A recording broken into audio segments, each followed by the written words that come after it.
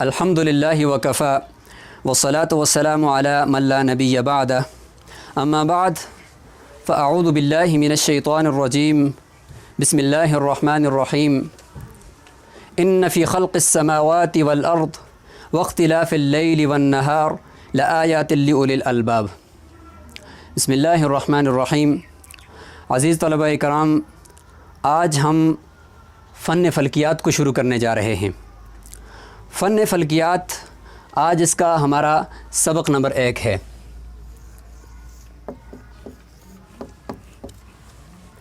آج کے سبق میں ہم مقدمہ کے اوپر کچھ بات کریں گے کہ فن فلکیات کی اہمیت کیا ہے۔ سب سے پہلے ہم اہمیت کے اوپر بات کیوں کر رہے ہیں؟ اس لیے کہ دیکھیں، تعریف سے بھی پہلے میں اس کی اہمیت کو بیان کر رہا ہوں تاکہ اگلے اسباق کے اندر ہماری توجہ برقرار رہے اور اگلے اسباق کو سمجھنے میں اور اس میں دلچسپی کے ساتھ ان کو سننے میں ہم کیا کریں، یعنی پورے طور پر تیار رہیں۔ اس لیے کہ اہمیت اگر ہم کسی چیز کی ہمارے ذہنوں میں بیٹھ جائے گی تو اس کے بعد اس چیز کو سیکھنے کے لیے ہمارے اندر سنجیدگی آ جائے گی، ٹھیک ہے۔ تو اس لیے ہم سب سے پہلے فن فلکیات کی تمہید کے اندر اس کی اہمیت پہ بات کرتے ہیں اور اس کی ضرورت پہ بات کرتے ہیں کہ ہم اس کو کیوں پڑھ رہے ہیں، ٹھیک ہے۔ اب دیکھیں، جو فن فلکیات ہے یہ اس کے اندر ہم جو بات کریں گے وہ 3 چیزوں پہ بات کریں گے۔ نمبر 1، اوقات صلاۃ، یعنی نمازوں کے اوقات نکالنا کہ کون سی نماز کس وقت میں ہوتی ہے۔ اللہ تعالیٰ نے فرمایا ان الصلاۃ کانت علی المؤمنین کتابا موقوتا، کہ نماز مومنین کے اوپر مقررہ وقت پر فرض کی گئی ہے۔ تو اب نماز کا وقت پہچاننا، اس کے لیے کون سے کلیات ہم استعمال کریں گے، اس کے لیے کون سے پیرامیٹر ہوں گے جن کو استعمال کر کے ہم نماز کا وقت معلوم کرنے کے قابل ہو جائیں، تو یہ جو ہوگا اس کو ہم فلکیات کے اندر سیکھیں گے۔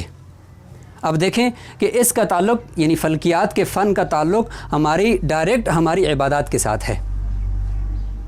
دوسری چیز جو ہمارے اس فن کے اندر ہمارے یعنی زیر بحث رہے گی وہ ہے سمت قبلہ، یعنی جب ہم نماز پڑھ رہے ہیں تو ہمارا قبلہ کس طرف ہے، یا ہم سفر میں ہیں تو ہم قبلے کی ڈائریکشن کیسے ہم اس کو طے کریں گے، ہمارا قبلہ کس طرف ہوگا، اس کو ہم کیسے متعین کریں گے۔ اس قبلے کو متعین کرنے کے لیے جو کلیات استعمال ہوں گے وہ ہم کیسے حل کریں گے، یہ چیزیں ساری ہم جو ہے فلکیات کے فن میں کیا کر رہے ہوں گے، بحث کر رہے ہوں گے۔ تو سب سے پہلے کیا ہے جی، اوقات نماز۔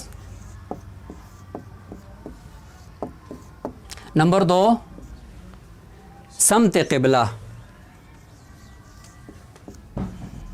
یعنی قبلہ ڈائریکشن۔ اور نمبر 3، رؤیت ہلال، کہ چاند کب نظر آئے گا اور کب جو ہے نظر نہیں آ سکتا، کس وقت اس کے نظر آنے کے امکانات ہوں گے، اور نظر آئے گا تو اس کی عمر کتنی ہوگی، کتنی عمر کے بعد وہ نظر آ سکتا ہے، نیو مون کب ہوتا ہے، اجتماع شمس و قمر کب ہوتا ہے، استقبال شمس و قمر کب ہوتا ہے، یہ چاند گرہن، سورج گرہن، یہ جتنی بھی چیزیں ہوں گی یہ بھی ہم ادھر فلکیات کے اندر اس پہ ڈسکس کریں گے۔ تو تیسری چیز کیا ہے، یہ رؤیت ہلال۔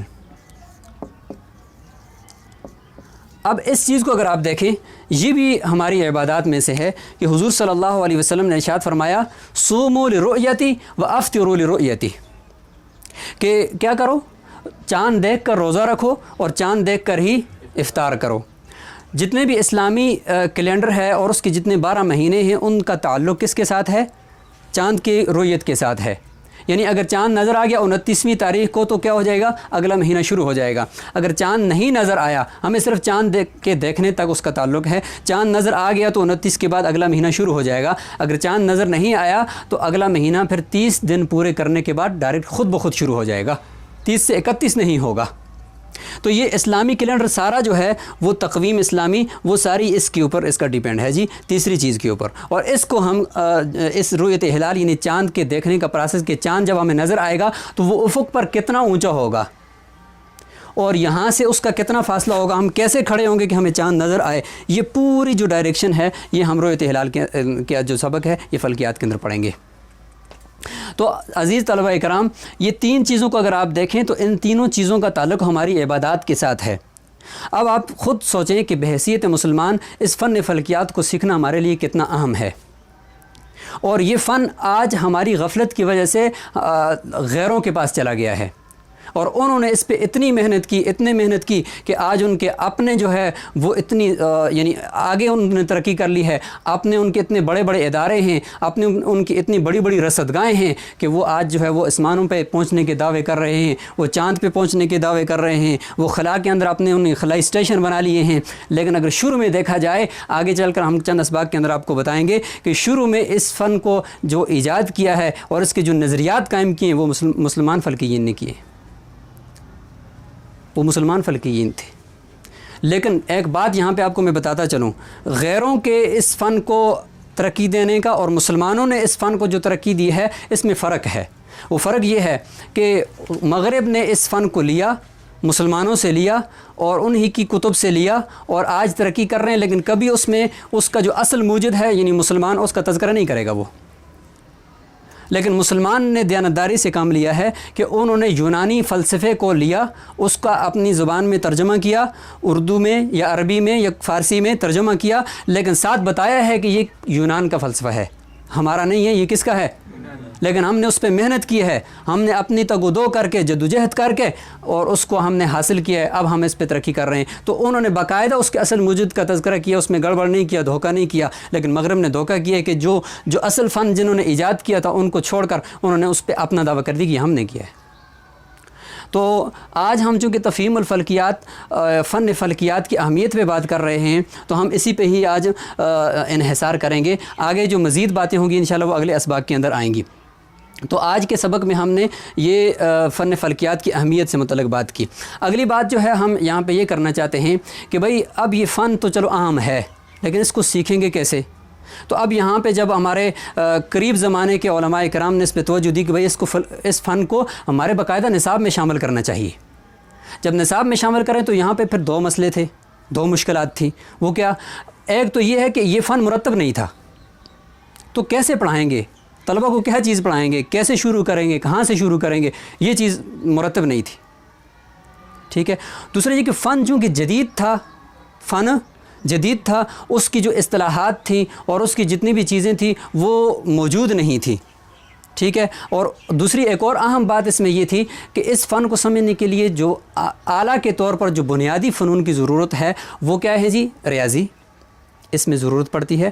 یعنی میتھ کی جو جیومیٹری، جس کو ہر میٹرک والے اور نویں والے ڈر رہے ہوتے ہیں، استاد بھی اس سے پیچھے ہٹ رہا ہوتا ہے اور طلبہ بھی کہتے ہیں اس کو چھوڑ دو، تو یہ ساری اس میں چلتی ہے۔ میتھ، الجبرا کا پورا سسٹم اس میں چلتا ہے، یہ میتھ اس میں چلتی ہے جی، اس فلکیات کے تمام اصولوں کے اندر۔ اور دوسرا جو فن اس میں بنیاد کی حیثیت رکھتا ہے وہ ہے جغرافیہ، یعنی یہ جو زمین کا نقشہ ہے اس کی ہم تمام حدود کو سمجھیں گے، اس زمین کے نقشے کو ہم پورے کو سمجھیں گے، اور پھر اس کے بعد جا کر ہم اس کے اوپر فلکیات کی بنیاد رکھ سکیں گے۔ تو خلاصہ کیا نکلا کہ دو فنون بہت اہم ہیں اس سے پہلے سمجھنے، ایک جغرافیہ اور دوسرا ریاضی۔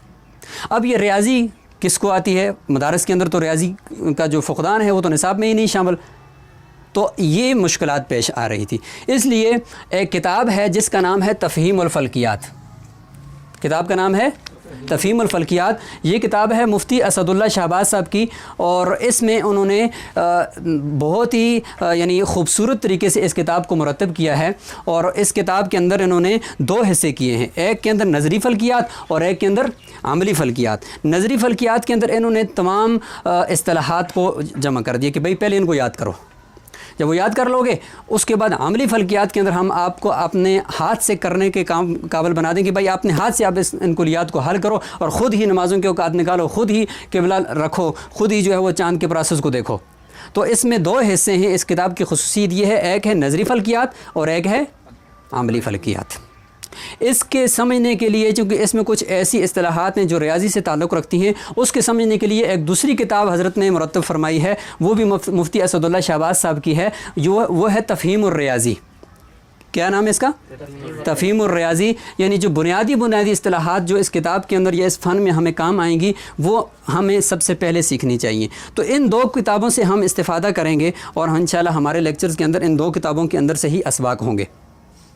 اور ہم کوشش کریں گے کہ جو ریاضی جتنی بھی استعمال ہوتی ہے ہم اتنی آپ کو پہلے ہی سکھا دیں گے، ٹھیک ہے؟ تو یہ 2 کتابیں ہم لے کر چلیں گے۔ آپ کو جس چیز کی ضرورت پڑے گی، ایک تو یہ ہے کہ آپ نے یہ کتاب اپنے پاس خریدنی ہے، ہو سکے تو یہ کتاب بھی آپ اپنے پاس خرید لیں، اگر لیکن نہیں ہے تو یہ کتاب آپ کے پاس ضرور ہونی چاہیے چونکہ یہ نصاب میں شامل ہے۔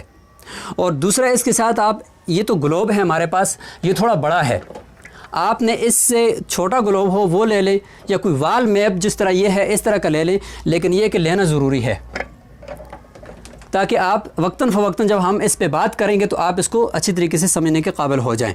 تو اپنے پاس یہ ایک کتاب خریدنی ہے، ایک یہ نقشہ خریدنا ہے، اور دوسرا یہ ہوتا ہے سائنٹیفک کیلکولیٹر۔ سائنٹیفک کیلکولیٹر کسے کہتے ہیں؟ یہ ایک کیلکولیٹر ہے جو جدید طرز کا ہے، عام کیلکولیٹروں کی طرح یہ نہیں ہے، اور اس میں ہم جو ہے انہوں نے فلکیات کی جتنے بھی اصطلاحات ہیں ان کو جمع کر دیا ہے، اور اس میں آپ کو کچھ کرنے کی ضرورت نہیں ہوگی۔ وہ جو کلیہ جو ادھر سے لے کر آپ یہاں نیچے تک مکمل حل کر رہے ہوں گے، اس کو آپ ایک ہی منٹ کے اندر ایسے لکھیں گے، برابر کا بٹن دبائیں گے تو وہ اس کا جواب فوراً آپ کو دے دے گا۔ تو یہ سائنٹیفک کیلکولیٹر ہوتا ہے، اس کو بھی آپ نے اپنے پاس خریدنا ہوگا۔ ظاہر ہے کہ ایک فوجی جو ہے جب وہ میدان جنگ میں اترتا ہے اس کے پاس اسلحہ ہوتا ہے، تو آپ کا اسلحہ اس فن کو سیکھنے کے لیے یہ چیزیں ہیں، آپ نے یہ اپنے پاس رکھنی ہوگی، تب آپ کو یہ فن اچھی طریقے سے سمجھ میں آئے گا۔ انشاءاللہ اگلے سبق کو لے کر ہم سبق نمبر 2 کو حاضر ہوں گے۔ السلام علیکم ورحمۃ اللہ وبرکاتہ۔